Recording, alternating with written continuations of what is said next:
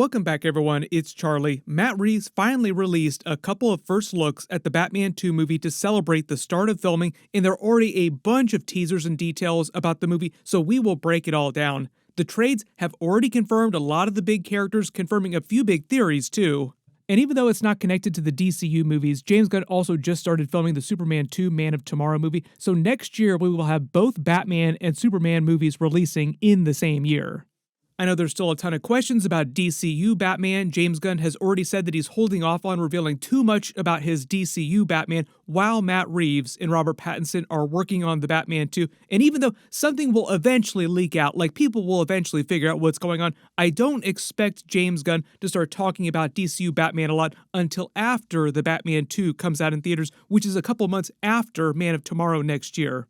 So I also think this is the easiest way to confirm that we won't see an actual Batman on screen in Man of Tomorrow. There's already a billion characters in that movie anyway. Probably the biggest Matt Reeves Batman 2 teaser he released is his first post from a couple of camera tests he was doing with Batman in the Batmobile during what seems like another car chase scene like we saw during the first movie. But notice that it is snowing, it's winter, and his post reads, "Snow tires," confirming the setting of the movie. Streets are saying the movie will be set closer to Christmas in the Matt Reeves Batman universe, but I don't think that he's absolutely confirmed exactly which days the movie takes place or which days they cover. It would be very cool if the movie opens up on the day before Christmas.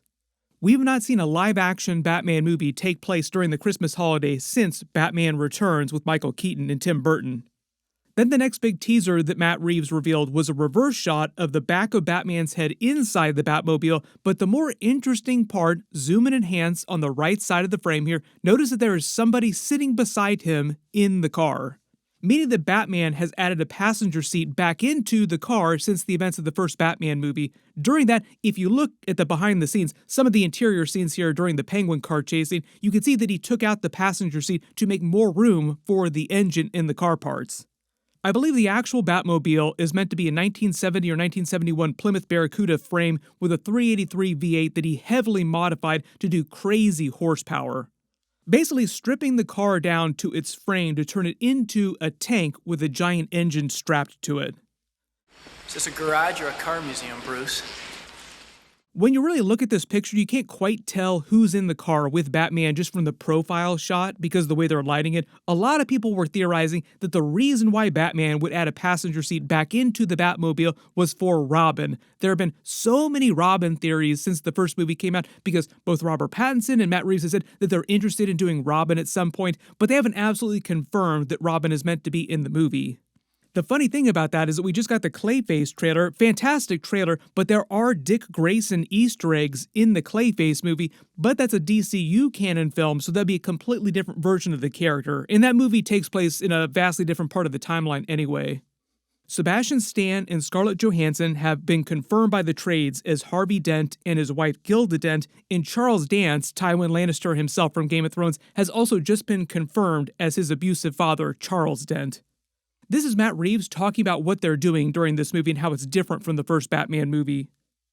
That pushes even further into the character of Bruce Wayne because the first story is so much about the Batman. Let's say we get to make 3, and I have no idea, but if we get to make 3, I always wanted the movies to be focused on his character, and so that is really what we set our aim on, and so picking the right villain that digs into what that does, that sort of goes into his past and his life, never really been done in a movie before, so we're excited.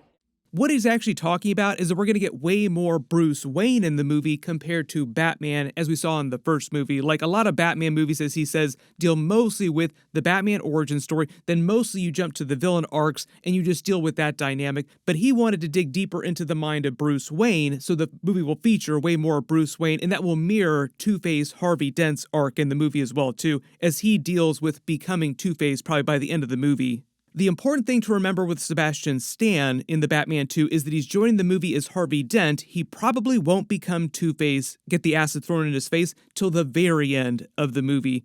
Within the context of Matt Reeves' Batman movie's overarching story, they set up in the first movie, then continued in the Penguin series like this running story. The original district attorney, Gil Colson, was killed by the Riddler because he was corrupt. Harvey Dent is meant to be his replacement, so that's where he enters the story. So Harvey Dent starts the Batman 2 working for Gotham City, trying to prosecute the larger criminals, the mob. For the most part, in Matt Reeves' Batman universe, the mob is still like the real big villain.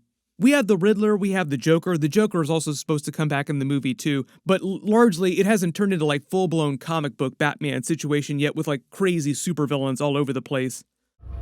Almost our anniversary, isn't it? The new mayor, Bella Real, declared war on organized crime and corruption at the end of the first movie and during the Penguin series. Then, during the Penguin series, the Penguin seizes control of Carmine Falcone's organization in former territory and becomes one of the new major crime bosses in Gotham, more like comic book Penguin. So we're like heading in that comic book direction. At the very end of that series, they tease the consequence of that is the bat signal lighting up in the sky, implying that he is back on Batman's radar. Colin Farrell said that he was only in the Batman 2 movie a little. He's not a main character like he was during the first movie, but because we know that they're going to do the Harvey Dent Two-Face transformation by the end of the movie, what they can do is have Bella Real sick Harvey Dent on Penguin as district attorney to try and take him down and dismantle organized crime in the city like you would normally expect the district attorney to do. And because we know that the Penguin has an absolutely wild temper, gets really violent and unpredictable when he's backed into a corner, they can just have the Penguin be the one to throw the acid in Harvey Dent's face. So when the Batman 3 movie picks up, Sebastian Stan has been Two-Face for a little while already. The really important reminder is that Harvey Dent is not meant to be the villain of the Batman 2. It sounds like he's going to be Batman and Bruce Wayne's ally during the film. They'll be trying to work together to deal with the mystery villain in the film. This is actually where Scarlett Johansson comes in. She is supposed to be this mystery villain that they haven't done in the live-action movies before, too. The new reports are that she's playing Gilda Dent, Harvey Dent's mentally unstable wife. To be fair, Harvey Dent also not completely mentally stable as well, too. Matt Reeves said a long time ago that his movies, he calls it the Batman Epic Crime Saga, like that's the internal name for the actual cinematic universe, was largely inspired by The Long Halloween story. During The Long Halloween, before Harvey Dent becomes Two-Face and turns evil, there's a series of murders in Gotham perpetrated by someone called the Holiday Killer. It's later revealed that Gilda Dent, his wife, was the Holiday Killer, and he never knew when it was happening. He only finds out later. One of the more tragic aspects of the story, too, is that him turning into Two-Face winds up being one of the consequences of the larger mystery murder plot that Gilda Dent winds up getting involved in, when originally you learned that she had noble intentions with becoming the Holiday Killer. Very twisted, mentally unstable ideas, but she had noble intentions. Batman learns the whole reason why she started the holiday murders was because she thought that if Harvey Dent, her husband, wasn't so busy trying to deal with the mob, organized crime, Carmine Falcone, like the larger problems of Gotham, then they would have time to start a normal family together and have a baby. So she thought that her actions would lead to the downfall of Carmine Falcone and the downfall of organized crime in the city. But ultimately, it just winds up making things way worse. So this is why Scarlett Johansson will be the actual surprise villain of the movie, but a tragic villain. Not like a typical comic book villain like you would expect. If you read The Long Halloween, you kind of understand the vibes behind Gilda Dent.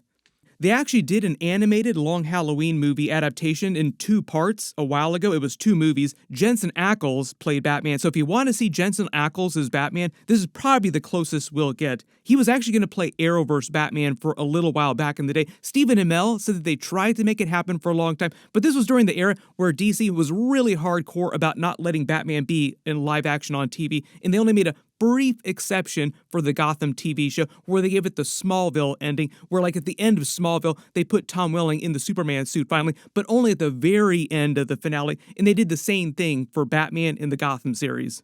Making the obligatory 6 Degrees of Separation supernatural connection to Misha Collins also played live-action Two-Face during the Gotham Knights TV show. Speaking of which, we literally just saw them do a big supernatural reunion with Jensen Ackles, Jared Padalecki, and Misha Collins on The Boys. I've already done a full episode breakdown of that, so I'll post a link for that down in the description below. There have recently been reports that Matt Reeves is also introducing the Court of Owls in the Batman 2 and will use both the Bruce Wayne story because his ancestors who helped found Gotham City were also founding members of the Court of Owls, and Harvey Dent's abusive father, who was a politician, is also connected to the Court of Owls. Harvey Dent himself was never a member of the Court of Owls. But I think part of the idea is that they're going to use his alcoholic, abusive politician father to show some of Harvey Dent's backstory and why he's so mentally unstable and what causes him to turn into Two-Face, in addition to getting acid thrown in his face. Like, it wasn't just getting acid thrown in his face that made him turn into Two-Face. He was already mentally unstable. So you see how Harvey Dent's traumatic childhood, his upbringing, informed his transition to Two-Face, and how that parallels Batman's traumatic childhood with his transition to Batman. Like, both of them had very traumatic childhoods, and it just drives them to different places, where Batman never quite crosses the line. Like, Bruce Wayne turns into Batman, but he almost but never quite crosses the line. And Harvey Dent isn't ultimately able to overcome his trauma, and that does cause him to cross the line and become a full-blown villain.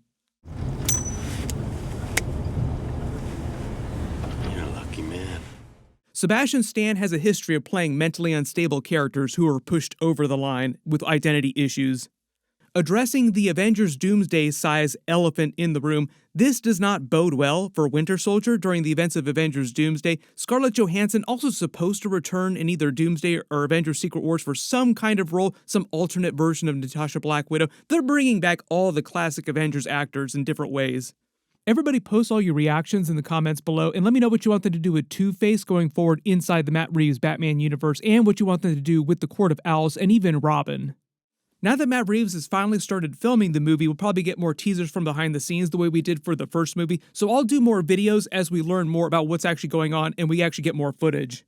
Hopefully we'll also get a brand new Lanterns trailer soon for more DCU-related Green Lantern stuff. I just did a video for the last big trailer. Click here for that, and click here for all my Boys Season 5 Episode 7 videos. Thank you so much for watching, and I'll see you guys in the next one.